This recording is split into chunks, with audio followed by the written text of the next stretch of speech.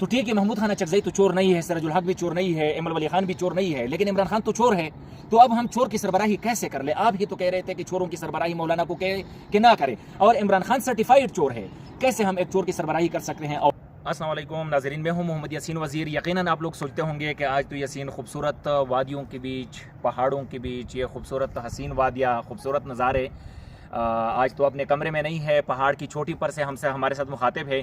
جی ہاں, اس کی بھی ایک بڑی وجہ ہے, وہ میں تھوڑی دیر تک آپ کو بتاتا ہوں کہ میں کیوں آج ان پہاڑوں کے سر پر نکلا ہوں. بہرحال آپ یہ دیکھ سکتے ہیں, یہ اتنے خوبصورت پہاڑیاں ہے. اس وقت عین افطاری کو تقریباً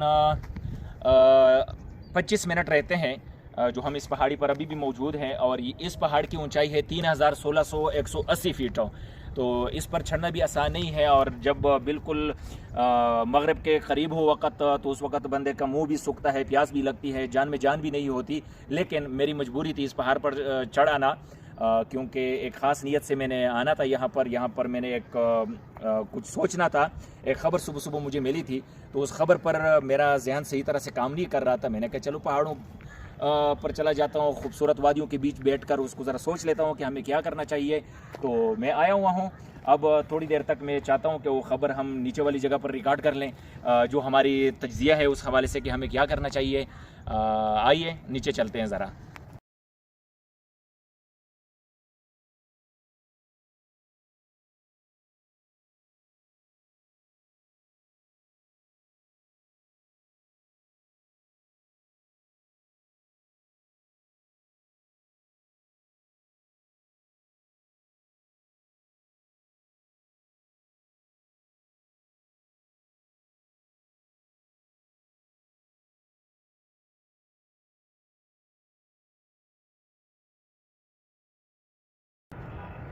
ان پہاڑوں کے بیچ اگر آپ لوگوں نے پراپرٹی لینی ہے تو اس کے لیے بھی ہم سے رابطہ کر سکتے ہو. ٹھیک ہے, یہ سارے پہاڑ بھی بک رہے ہیں اور یہاں پر پراپرٹی بک رہی ہے, اور ہم پراپرٹی کا کام کرتے ہیں.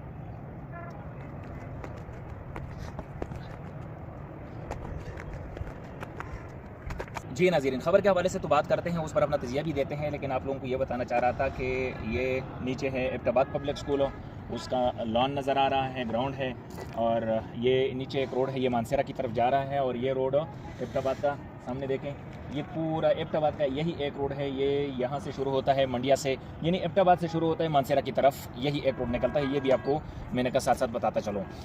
ناظرین, صبح سحری کے وقت ہمیں یہ خبر ملی ہے کہ پاکستان تحریک انصاف کے چیئرمین, جو سابقہ چیئرمین ہیں عمران خان, انہوں نے ایک ٹاسک دیا ہے بیرسٹر گوہر کو, صد قیصر کو, اور باقی پارٹی کے ذمہ داران لوگوں کو, کہ مولانا فضل الرحمان صاحب کو منائیں کہ وہ ہمارا ساتھ دے دیں, ہمارے ساتھ تحریک کا حصہ بنے, بلکہ اس تحریک کی سربراہی کر لیں. ایک قسم کی آپ یوں کہہ لیں کہ یہ دوسرا پی ڈی ایم بننے جا رہی ہے, اور مولانا صاحب کو پی ڈی ایم کی سربراہی کرنے کی آفر بھی کی گئی. عمران خان کہہ رہا ہے, پی ٹی آئی والے بھی کہہ رہے ہیں کہ مولانا صاحب ہماری سربراہی کر لیں, ہم ان کے پیچھے جائیں گے, یہ پی ٹی آئی والے کہہ رہے ہیں. ٹھیک ہے, اب اس پر میں سوچ رہا تھا کہ ہمیں کیا کرنا چاہیے. دیکھو, میں اپنی ایک چھوٹی سی رائے بھی دینا چاہوں گا, کیونکہ حق تو تھوڑا بہت رکھتے ہیں نا, ادنا سے کارکن ہیں لیکن تھوڑا بہت حق رکھتے ہیں اپنی رائے دینے کا. دیکھیں ناظرین, اگر آپ تاریخ پر نظر دوڑائیں تو اللہ تعالیٰ نے علماء دیوبند کو ہر دور میں دو لیڈران سے نوازا ہے, اور نہ ہی صرف عام لیڈران بلکہ مفکر اسلام ہوتے ہیں, کامل و اکمل اولیاء ہوتے ہیں. اگر ہم دور حاضر میں مولانا فضل الرحمان صاحب کی مثال لیتے ہیں تو پوری دنیا میں قائد جیسا کوئی لیڈر نہیں ہے, نہ سیاسی رہنماؤں میں نہ مذہبی رہنماؤں میں. اور مفتی محمود رحمۃ اللہ علیہ مفکر اسلام کامل و اکمل ولی تھے. مولانا اشرف علی تھانوی رحمۃ اللہ علیہ, سید عطا اللہ شاہ بخاری صاحب کی مثال لے لے, مولانا احمد علی لاہوری صاحب کا مثال لے لے, تو یعنی دیوبند کو قطعاً کبھی بھی اللہ تعالیٰ نے بغیر لیڈر کا نہیں چھوڑا. اللہ تعالیٰ نے ان کی سرپرستی کے لیے کامل و اکمل قسم کا لیڈر ضرور دیا ہے. ہمارے لیڈران الحمدللہ بڑے سمجھدار ہوتے ہیں, حکمت و بصیرت سے سرشار ہوتے ہیں, فصاحت و بلاغت میں اپنی مثال آپ ہوتے ہیں, حوصلے کے پہاڑ ہوتے ہیں, حوصلے کے مینار ہوتے ہیں. تو اس میں بھی کوئی دو رائے نہیں ہے کہ جو کچھ ہمارے قائدین سمجھتے ہیں وہ ہم نہیں سمجھتے. جو کچھ ہمارے قائدین کو, ہمارے ابھی جو موجودہ قائد ہیں مولانا فضل الرحمان صاحب کو اور دیگر ذمہ داران لوگوں کو جو کچھ نظر آ رہا ہے, جو کچھ ان کو دکھتا ہے, جو کچھ وہ سمجھتے ہیں, وہ ہم نہیں سمجھتے. یہ ساری کہانی بیان کرنے کا مقصد میرا یہ تھا کہ ہمارے جو قائدین ہیں ان کا ہر حکم سر آنکھوں پر, جو میرے قائد کا فیصلہ ہوگا, جو مرکزی لوگوں کا فیصلہ ہوگا, وہ ہمیں دل و جان سے منظور ہے, اس میں ہم چن چورا نہیں کریں گے, خواہ اس کے نتائج کچھ بھی ہو. لیکن میرا صرف ایک رائے یہ ہے ہے. دیکھو پچھلی دفعہ ہم نے پی ڈی ایم کی سربراہی کی, مولانا صاحب پی ڈی ایم کے سربراہ تھے, تو ہمیں گالیاں دی جاتی تھی کہ مولانا صاحب چوروں کی سرپرستی کر رہا ہے. اب جو ہے نا وہی پی ڈی ایم جس کی سرپرستی ہم کر رہے تھے وہ حکومت میں آ چکی ہے, اسٹیبلشمنٹ کے ساتھ دھاندلی زدہ حکومت ہے. آج پی ٹی آئی والے اور جو افیکٹڈ لوگ ہیں جن کے ساتھ دھاندلی ہوئی ہے, جس طرح پی ٹی آئی ہے, ہم ہیں, باقی پارٹیز ہے, اب یہ سب مل کر مولانا صاحب کو کہہ رہے ہیں کہ آپ کو اس تحریک کا حصہ بنے اور آپ باقاعدہ سربراہی کریں. میرا سوال یہ ہے کہ اگر مولانا صاحب نے اس تحریک کی سربراہی کی جس کو گرینڈ الائنس کا نام دیا, یہ نہیں کہہ لیں کہ دوسرا ایک پی ڈی ایم بننے جا رہا ہے, تو ٹھیک ہے محمود خان اچکزئی تو چور نہیں ہے, سراج الحق بھی چور نہیں ہے, ایمل ولی خان بھی چور نہیں ہے, لیکن عمران خان تو چور ہے. تو اب ہم چور کی سربراہی کیسے کر لیں؟ آپ ہی تو کہہ رہے تھے کہ چوروں کی سربراہی مولانا کو کہ نہ کرے, اور عمران خان سرٹیفائیڈ چور ہے.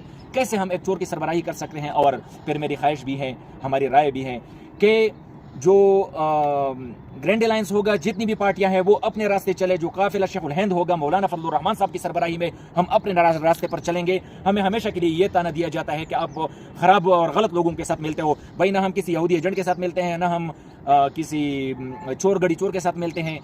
پہلے بھی ہم نے تانے بہت سے ہیں کہ آپ لوگ گنجے کے ساتھ, زرداری بیماری کے ساتھ, ڈاکو کے ساتھ, فلاں کے ساتھ ملے ہیں, تو ہم یہ مزید تانے سہنا نہیں چاہتے. ہم ان لوگوں کے ساتھ نہیں ملنا چاہتے. ہم چاہتے ہیں کہ ہمارا قافلہ شیخ الہند کا قائد کی سربراہی میں اپنا تحریک چلائے, پرامن تحریک چلائے, اور اپنے دلائل کی بنیاد پر اپنا جنگ لڑیں. پوری دنیا کو باور کرائے کہ شیخ الہند کا بیٹا کیسے اپنی جنگ لڑتا ہے اور جیتتا کیسے ہے. اور جو باقی لوگ ہیں, جو چور لوٹیرے ہیں, وہ اپنا راستہ اپنا لے لیں. مجھے اجازت دیجیے. وسلام. یہ میری چھوٹی سی رائے تھی. اب اصل میں ٹائم مختصر ہے, پتہ نہیں کوئی 5 منٹ رہ گئے یا کتنا ٹائم رہ گیا. ہم نے جانا ہے افطاری کے لیے اور مجھے الفاظ بھی ساتھ نہیں دے رہے. بہرحال مجھے اجازت دیجیے, کمی کوتاہی معاف, غلطی ہوئی ہو تو معذرت خواہ ہوں.